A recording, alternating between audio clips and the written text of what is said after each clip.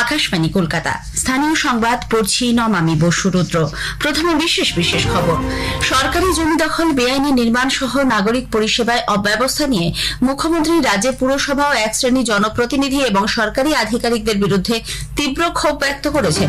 নবান্ন সংক্রান্ত বৈঠকের পর রাজ্যের প্রশাসনিক স্তরে রদবদল করা হয়েছে। আলোচনার অভিমুখ ঘোরাতেই এই বৈঠক বলে বিজেপির দাবি। রাজ্যকে অন্ধকারে রেখেই প্রধানমন্ত্রী বাংলাদেশের সঙ্গে গঙ্গা তিস্তা জল চুক্তি করেছেন বলে মুখ্যমন্ত্রী অভিযোগ করেছেন। নিটে অনিয়ম এবং দুর্নীতির প্রেক্ষিতে ডাক্তারিতে প্রবেশিকা পরীক্ষার দায়িত্ব রাজ্যের হাতে ফিরিয়ে দেবার দাবি জানানো হয়েছে। মহিলাদের যাতায়াতের সুবিধার্থে ডব্লিউবিটিসি আজ হাওড়া স্টেশন থেকে বালিগঞ্জের মধ্যে বিশেষ একটি বাস যাত্রার সূচনা করতে চলেছে। কলকাতা প্রিমিয়ার লিগ ফুটবল আজ শুরু হচ্ছে। আসছে বিস্তারিত খবরে।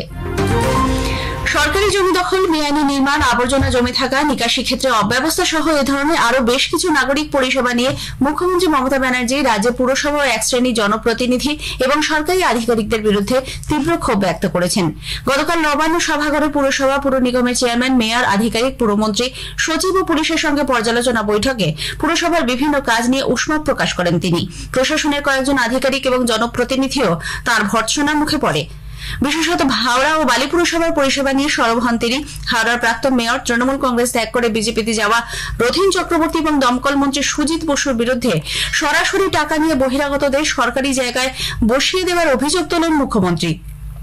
যেসব সরকারি আধিকারিক দায়িত্ব পালন করছেন না তাদের কারণ দর্শানোর নোটিশ ধরাতে বলেন। তার অজ্ঞাতে বিভিন্ন পুরসভা করের মূল্য বৃদ্ধি করেছে। বিভিন্ন এলাকায় 2011 সাল থেকে 51,500 কোটি টাকা দেওয়া হলেও অর্থের সঠিক ব্যবহার করা হয়নি বলে মুখ্যমন্ত্রী জানান। হাওড়া ও বালি পুরসভা দুর্নীতিমুক্ত না হলে সেখানে নির্বাচন করানো হবে না বলেও হুঁশিয়ারি দেন তিনি। পুর পরিষেবার প্রতিটি ক্ষেত্রে সাধারণ মানুষের সুবিধার কথা বিবেচনা না করে পুলিশ প্রশাসন ও রাজনৈতিক নেতাদের একাংশের বিরুদ্ধে অর্থ আত্মসাতের অভিযোগ তুলে মুখ্যমন্ত্রী বলেন, এর ফলে রাজ্যের ভাবমূর্তি নষ্ট হচ্ছে। আমার কথা কিছুটা তিক্ত হলেও মনে রাখবেন, মিউনিসিপ্যালিটি, পঞ্চায়েত এরাই কিন্তু মানুষের সেবাটা দেয়। গভর্নমেন্ট তাদের টাকাটা দেয়, কিন্তু বিনিময়ে তারা জনসেবাটা দেয়। কিন্তু আমি বেশ কিছুদিন ধরে লক্ষ্য করি, কেউ টাকা খেয়ে, কেউ টাকা খাইয়ে, এবং একটা মাল্টিপল ইন্টারেস্টেড গ্রুপ, তারা এগুলো করছে টাকার বিনিময়ে। কিন্তু তারা ভুলে গেছে রাজ্যের আইডেন্টিটিটা এটাতে নষ্ট হচ্ছে। মানুষ যদি উন্নয়নের কাজ না পায় তাহলে সেই মিউনিসিপ্যালিটি রাখার দরকার কি, সেই পঞ্চায়েত রাখার দরকার কি? স্বচ্ছতা বাড়ানোর লক্ষ্যে এখন থেকে কেন্দ্রীয়ভাবে দরপত্র ডাকা হবে বলে মুখ্যমন্ত্রী নির্দেশ দেন। সম্পত্তি করও অনলাইনে নেওয়ার কথা বলেন তিনি। পুরসভা ও পুর নিগম বোর্ডগুলির কাজ পর্যালোচনায় একটি রিভিউ কমিটি গঠন করা হবে। জমি মাফিয়াদের সঙ্গে জড়িত ব্যক্তিদের রাজনৈতিক রং বিবেচনা না করেই গ্রেপ্তারের নির্দেশ দিয়েছেন মুখ্যমন্ত্রী। এদিকে রাজ্যের বিভিন্ন জায়গায় ভোট পরবর্তী হিংসা, দুর্নীতি সহ একাধিক অনিয়ম থেকে আলোচনার অভিমুখ ঘোরানোর লক্ষ্যেই মুখ্যমন্ত্রীর এই বৈঠক বলে বিজেপির মুখপাত্র শ্রমিক ভট্টাচার্য মন্তব্য করেছেন। মুখ্যমন্ত্রী যা করেন ভাগ্য চিন্তা করেই করেন। মুখ্যমন্ত্রী সামগ্রিক পরিস্থিতি থেকে আলোচনার অভিমুখকে অন্যদিকে ঘুরিয়ে দেওয়ার জন্য পরিকল্পিতভাবে এই স্টেটমেন্টগুলো প্ল্যান করিয়ে দিলেন। এটাকে আপনি মাস্টার স্ট্রোক বলতে পারেন, তবে এক মাস স্ট্রোকে কোনো কাজ করবে না। মুখ্যমন্ত্রী শাসক থাকবেন, তার বিরুদ্ধে যে অভিযোগ হবে তার প্রশাসনের বিরুদ্ধে, সেইটা কোনো বিরোধী নেতা বলবে না, সেটাও মুখ্যমন্ত্রী বলবেন। অর্থাৎ মুখ্যমন্ত্রী হবেন সর্বব্যাপী, মুখ্যমন্ত্রী সর্বগ্রাহী, মুখ্যমন্ত্রী সর্বত্রগামী। আমাদের মুখ্যমন্ত্রী যা পারেন সেটা ভারতবর্ষের অন্য কোনো মুখ্যমন্ত্রী পারে না। অন্যদিকে সিপিআইএম এর রাজ্য সম্পাদক মোহাম্মদ সেলিম বলেছেন, যে সমস্ত দপ্তরের বিরুদ্ধে মুখ্যমন্ত্রী বৈঠকে অভিযোগ তুলেছেন তার দায়িত্বে তিনি নিজেই রয়েছেন। স্বাভাবিকভাবে এর দায়ও তার উপরেই বর্তায়। উনি নিজে যে দপ্তরগুলো চালান তাকে নিজে বকরি খেতে হবে। ভূমি রাজস্ব দপ্তর তিনি চালান, ডিএলএম সবচেয়ে বেশি কেলেঙ্কারি ওখানে দুর্নীতি। তাহলে স্বাস্থ্য দপ্তর উনি চালান, সবচেয়ে বেশি দুর্নীতি হচ্ছে স্বাস্থ্য দপ্তর এবং চিকিৎসার অভাব মানুষের। কে কাকে বকুনি দেবে? আর যারা ভালো চালায় তাদেরকে ডাকলে তাদের কাছ থেকে তিনি শিখতে পারতেন কিছু। আসলে তিনি সরকারি খরচায় নিজের দল করতে চেয়েছেন, পার্টি, সেই জন্য তিনি বিরোধীদের ডাকেননি, নিজের দলকে ডেকেছেন। এটাই তো কথা। এদিকে মুখ্যমন্ত্রী গতকালের পুরো বৈঠকের পরই রাজ্যের প্রশাসনিক স্তরে বেশ কিছু রদবদল করা হয়েছে। বৈঠক থেকেই বন দপ্তরের অতিরিক্ত মুখ্য সচিব বিবেক কুমারকে ভূমি দপ্তর দেখার কথা বলেন মুখ্যমন্ত্রী।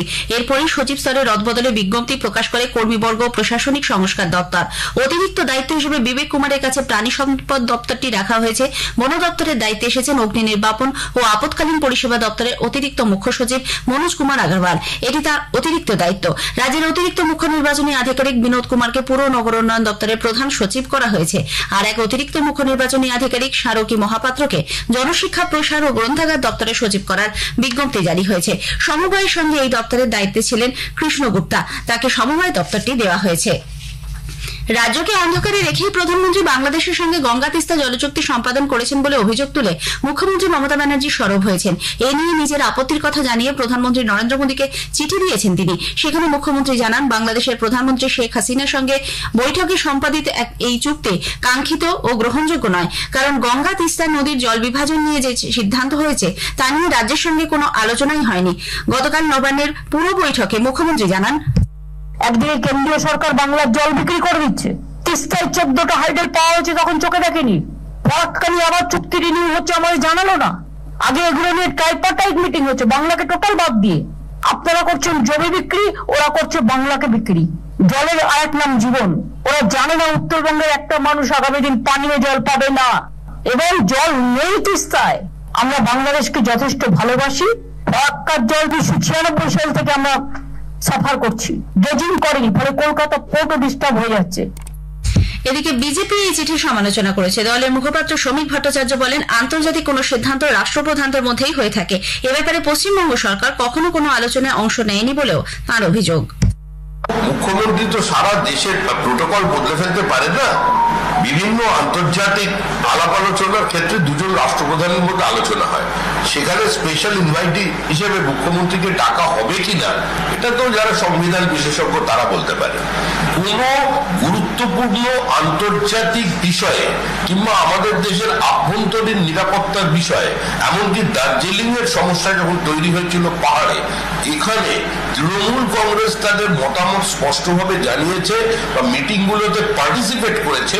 অতীতের এ ধরনের কোনো নিদর্শন নেই। স্থানীয় সংবাদ শুনছেন আকাশবাণী কলকাতা কেন্দ্র থেকে।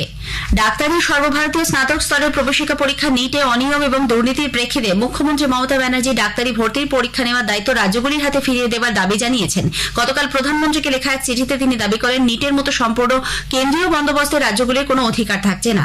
এই ব্যবস্থায় দেশের যুক্তরাষ্ট্রীয় কাঠামো লঙ্ঘিত হচ্ছে। তাই নিটের মাধ্যমে দেশের মেডিকেল কলেজগুলিতে ভর্তির বর্তমান বন্দোবস্ত বাতিল করে পুরনো ব্যবস্থা ফিরিয়ে আনার আর্জি জানান তিনি। এদিকে বিজেপি পরীক্ষার প্রশ্নপত্র ফাঁস রুখতে এ রাজ্যেও নজরদারি চালানোর আর্জি জানিয়েছে।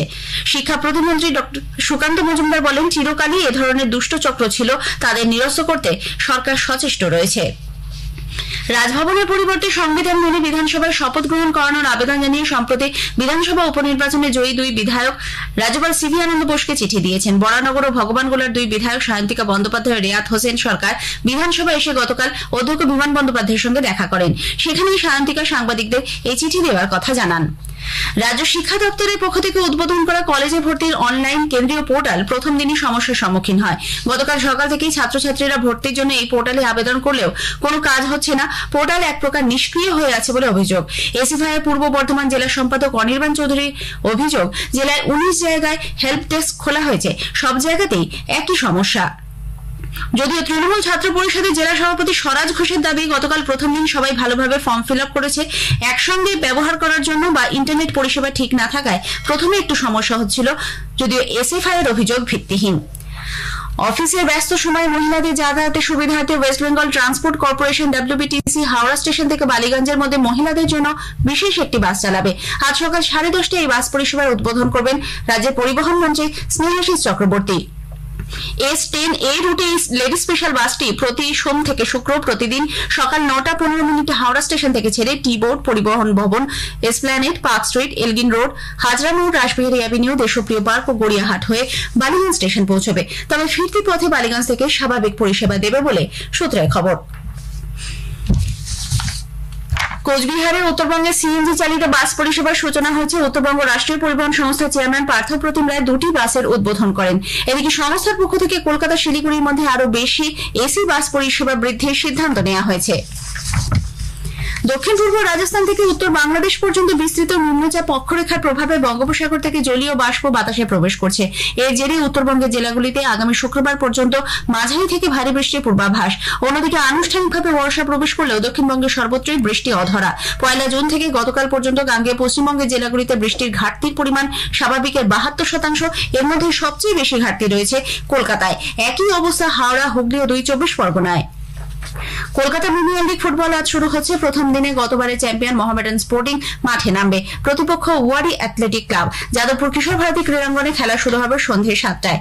এবার ইস্টবেঙ্গল ও মোহনবাগান একই গ্রুপে রয়েছে। 13 জুলাই মৌসুমের প্রথম ডার্বি ম্যাচে মোহনবাগান ইস্টবেঙ্গলের মুখোমুখি হবে। শেষ করার আগে স্থানীয় সংবাদের বিশেষ কিছু অংশ আরও একবার।